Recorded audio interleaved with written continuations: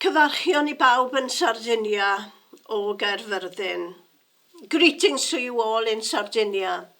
I'm speaking to you from the Media Centre of the University of Wales Trinity St David campus in Carmarthen, a place where I taught for 18 years as a professor of creative writing. I very much regret that I can't be with you. I had hoped to travel, but a bout of COVID has meant that I haven't recovered sufficiently to be able to travel to you. I'm also grateful for the book that has appeared, Bondo, and is going to be launched at the festival. And I'm grateful to Pino Serpilio and also Luca Paci for their marvellous translations. And I'm glad to be able to be here reading 3 poems to you today. Y gerdd gynta. The first poem I'm going to read is about a marriage, and it's a love poem. Y fodrwy ar fis. 1. Mwynwyd hi, a mwyn ydoedd. 2. I choethi a'i bathu yn glwen rhwng 2 fis. Dod o law I law a wna yn y diwedd. 3. Yn ein dyddiau hir wylltog, chwarddem ar ddefodau, broliant disglair y fodrwy, a'i llofnod eiddo I arall. Chwarddem at addunedau, y beirch a'i dathliadau blynyddol, cofiem yn aml y bore wedyn. Ac ymostwng i'r undydd o fendydd ger bron eraill, aeth y cylch bach I flwch cau, yn dlysyn I waelod cadw mi gei. Heddiw, syllwn arni, bu'n alltid am 20 mlynedd, i'r bysedd ymwau, a nwylo, dal dwylo yn dyn, yn reality ein rhialtwch. 4. Pa gylch a'r allfesur ôl bys einioes, cil serch yr achlysur. 5. Modrwy weddw. Collodd I chof, a chollodd I chartref. Symud I gartre gofal lle roedd collin gartrefol.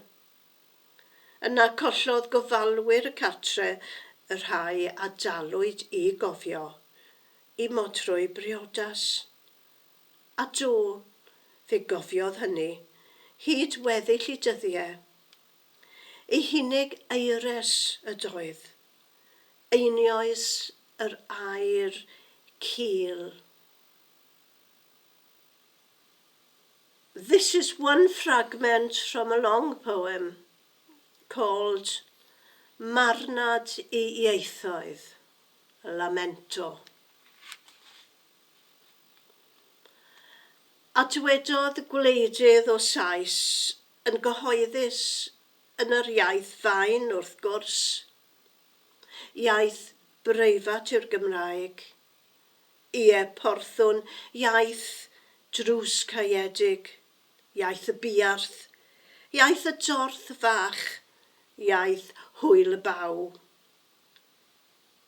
Hynny deref y mechan, gan I ni gerdded pob llwybr gyhoeddus o fewn ein cynefin, chwalu'r filltir sgwar, a'i throi yn erwain, croesi'r gamfa galw o'r newydd ar y radar, sy'n prynhau y troellwr bach. Clochtar y cerrig, sgrechian gyda'r gnocell werdd. Cyn dychwelyd, yn ddistaw bach, a sibrwyd yn sobor mirio a murmur am yr hyn sy'n firain. fel y cawn yn ein tir glas, glywed o hyd adar Rhiannon, a chri cog Aberciawg ymhell bell o'r byd mawr. This is a poem about Aberfan, about the tragedy that happened on October the 21st, 1966, where 144 children died when coal dust came over the mountain and covered the school, engulfed the school. And because of the rain, they feared the rain. So this is a poem about rain, something we in Wales know a lot about. Glaw. Pan fydd swnyn wynt, bydd arswyd sŵn glaw ynddo. Ysgall o law yn ffisto'r ffenestri, a'r gawod yn atgof o'r cawder.